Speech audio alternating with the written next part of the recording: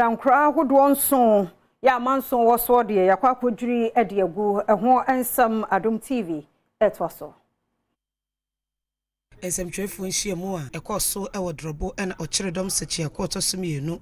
editu dwa sesei edan enso na enipa bi ofri Japekrom adweregu a wo hu se saasase no Japekrom Traditional Council for dia ochemu a sanhyeso na wo mo ewo Japekrom ede hye wo mo so no nya do betimi asoso biem esanti ewo so bo won kwa ene wonya pade eho ban senti o man hene buafu ene se enche bia ene nipa bi ababedwiri adanso ewo Drobo agu mo hwehwe mu no hu se samrante wo mo afri Japekrom ewo German South mensene no emu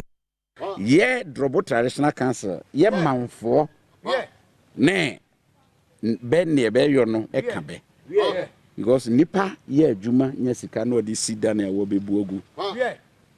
ye nipa no ka be na ye so ye ntena ho nhwe ma ye nipa